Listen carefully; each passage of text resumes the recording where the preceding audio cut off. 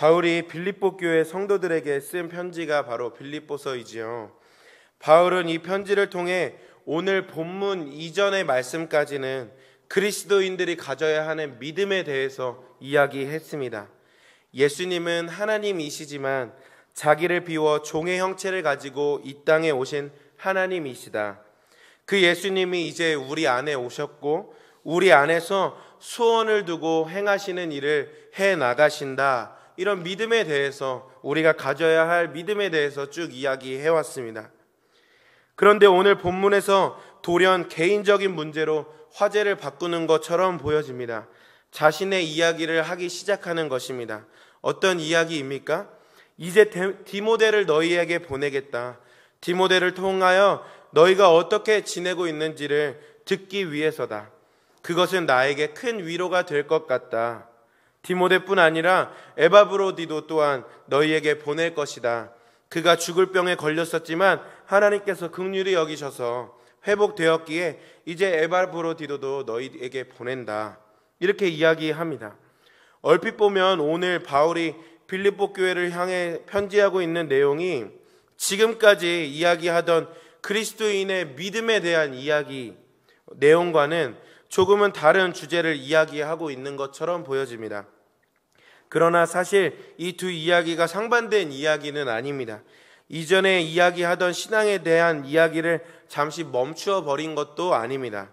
이 앞부분까지는 그리스도인으로서 내가 편지를 썼지만 이제부터는 나의 인간적인 이야기를 쓰겠다 하는 것이 아니고, 이전까지는 그리스도인이 가지는 믿음에 대해서 이야기했지만 이제 그런 이야기는 그만두고 내가 바라는 나의 원함을 너희에게 이야기하겠다라고 하는 것도 아닙니다. 바울은 지금 신앙에 대한 이야기는 그만두고 자신의 개인적인 일을 이야기하자라고 이야기하는 것이 아니지요. 그것을 어떻게 알 수가 있습니까? 성경이 그러한 것을 기록해 놓은 책이 아니기 때문입니다.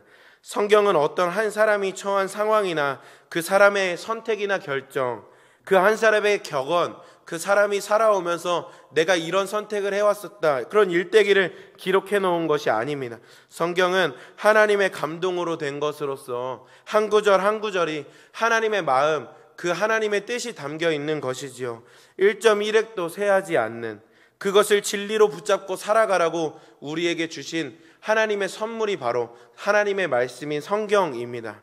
그러기에 오늘의 본문이 그저 바울이 처한 상황과 그 상황 안에 있는 바울의 개인적인 바람이나 원함을 기록한 것이 아니라 갑자기 바울이 이렇게 자신의 이야기를 함을 통하여서 이야기한 것을 또 하나님께서는 왜 성경에 기록해 놓으셨을까? 그것은 하나님께서 우리 안에 계시고 이 우리 안에서 일하고 계신다고 했던 그 신앙의 교리가 바울의 삶에서는 어떻게 일어나고 있는가, 바울의 삶에서는 어떻게 이루어지고 있는가, 하나님께서 바울 안에서 어떻게 일하셨고 바울은 또 그 하나님에 대하여 어떻게 반응했는가, 그 실내를 보여주는 것이 바로 오늘 본문의 말씀인 것입니다. 바울의 삶은 그리스도인이 가져야 할 신앙 따로, 실제로 살아가는 삶 따로 양분화되어 있지 않습니다. 바울은 지금까지 그리스도인으로 이야기했지만 그 이야기 말고 이제 내 이야기를 하겠다라고 말할 수 없습니다. 그리스도와 뗄래야 뗄 수 없는 그의 삶이었기 때문입니다. 그러기에 바울이 그리스도인이 가져야 할 신앙을 이야기했다면 그 신앙을 갖고 살아가는 바울의 삶 또한 나타나줘야 하는 것입니다. 다시 말하지만 오늘 본문의 말씀은 두렵고 떨림으로 너희의 구원을 이루라 했던 그 말씀이 바울의 삶에서는 어떻게 일어나고 있는가, 그것을 보여주는 실증이요 실내인 것입니다. 그러므로 오늘 본문의 말씀을 통해서 우리가 함께 살펴봐야 할 것은 바울 안에 계신 예수 그리스도는 어떻게 일하셨는지, 또 그리스도 예수를 믿는 이 신앙이 바울을 어떻게 살게 했는지, 그것을 함께 살펴보아야 하겠습니다. 그래서 그리스도를 믿는 우리는 이 땅에서 어떠한 삶을 살아가야 하는지, 그리스도인의 삶의 특징은 무엇인지를 함께 살펴보고 오늘 우리가 그렇게 살아가기를 결단하는 시간이 되길 소망합니다. 첫째로 오늘 본문에서 나타난 바울의 삶이 어떠한 삶이었는가? 주 예수 그리스도께서 다스리시는 삶이었다라는 것입니다.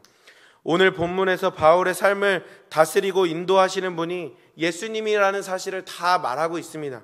그러나 특별히 19절 말씀과 24절 말씀에서는 확연하게 더 드러나고 있습니다.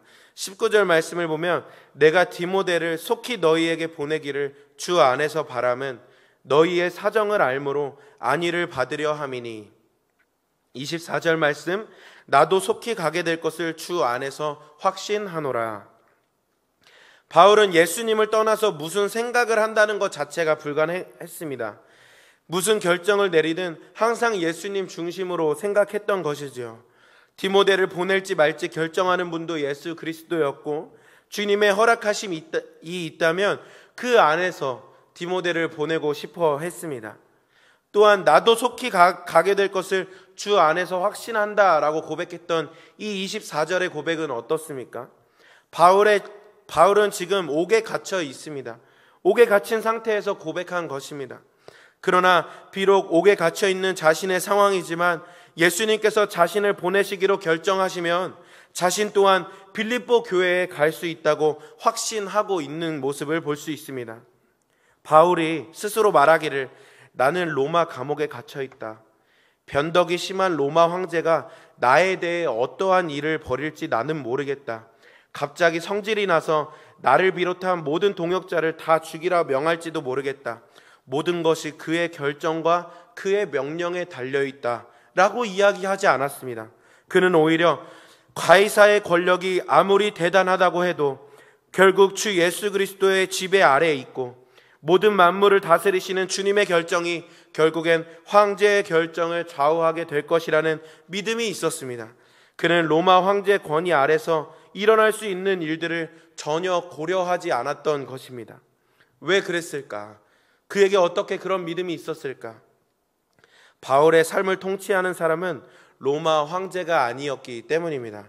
바울의 삶을 통치하는 사람은 오직 예수 그리스도였습니다. 비록 지금 로마 감옥에 갇혀 있다라고 이야기하지만 하나님께서 허락하신다면 그 주님의 뜻 안에서 디모데를 보내는 것, 그 자신 또한 빌립보로 갈 수 있다는 것 확신한다라고 이야기하는 것은 내가 그 주님의 통치 안에서 살고 있음을 확신하고 있다라는 것을 증명하는 것입니다. 바울이 말로만 자기 자신을 예수 그리스도의 종이라고 한 것이 아니라 실제로 자신이 예수 그리스도의 종이라고 믿었던 삶을 살았던 것입니다. 바울이 보여주는 그리스도인의 삶의 특징이 바로 이것입니다. 하나님께서 다스리시는 삶을 살아갔던 것입니다. 말로만 그리스도의 종이라 하는 것이 아니라 실제로 예수님께서 우리의 주인인 삶을 살아가는 것, 그것이 바로 그리스도인들이 살아가야 할 삶인 것입니다.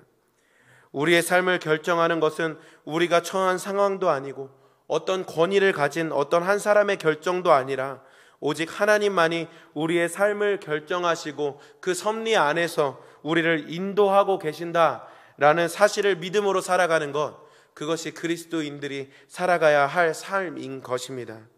바울은 이 믿음이 있었기에 자신의 삶에 일어나는 일에 대해서 원망하거나 비탄하지 않았습니다. 하나님께서 자신의 삶을 인도하심을 믿기에 감옥에 갇혀 있다고 할지라도 그는 오히려 비천에 처할 줄도 알고 풍부에 처할 줄도 아는 자족하는 그 일체의 비결을 배우고 있습니다.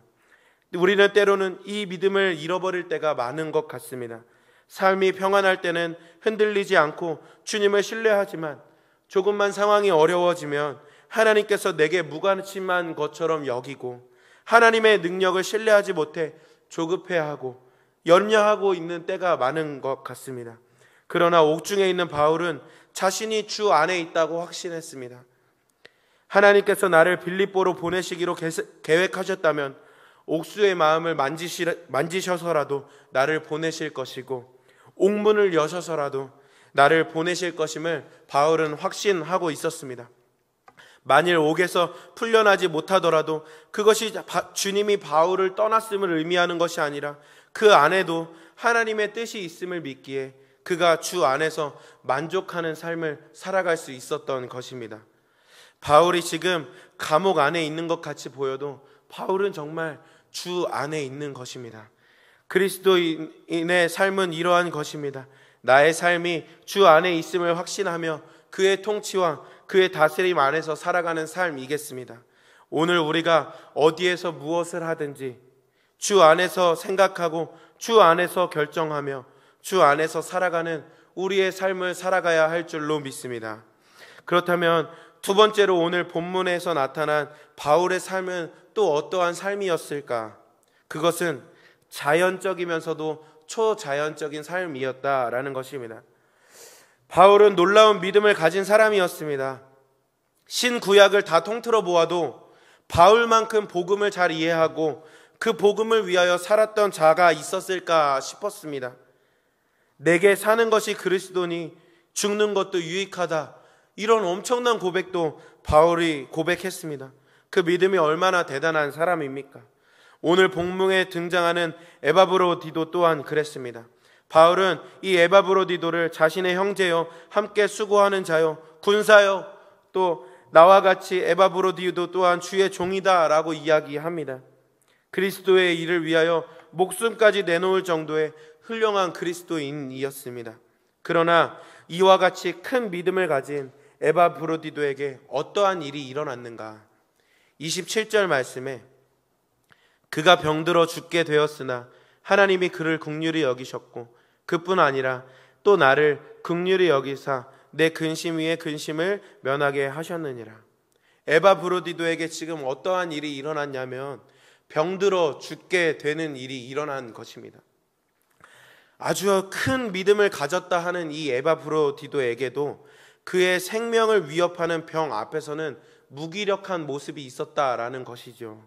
죽음 앞에서 그가 할 수 있는 것은 아무것도 없었다라는 것입니다. 그렇다면 바울은 어떻습니까? 사랑하는 동역자가 죽어가는 이 상황에서 그가 할 수 있었던 것이 무엇이었습니까? 근심하는 것뿐이었습니다. 하나님의 능력으로 그토록 굉장한 기적들을 행했지만 정작 에바브로디도의 병은 고칠 수가 없었습니다. 사실 바울은 그 자신도 병을 가지고 있었던 사람이었지요. 그것이 어떤 병인지는 여러 가지 이견이 있습니다. 안질이라는 견해도 있고 또 발작을 동반하는 간질이라는 견해도 있습니다. 그것이 어떠한 병인지는 알 수 없으나 분명히 알 수 있는 것은 그가 가졌던 그 병이 그가 복음을 전하는 일을 할 때에 방해가 될 만한 병이었다라는 사실을 우리는 알고 있지요. 복음 전도자였던 사도 바울에게 있어서 그것은 굉장히 치명적인 일이었습니다. 그러나 이러한 치명적인 일이 자신에게 주어졌음에도 바울은 자신의 병 또한 치유할 수 없었습니다. 연약하고 무능한 모습을 여실히 보여주고 있는 것이지요.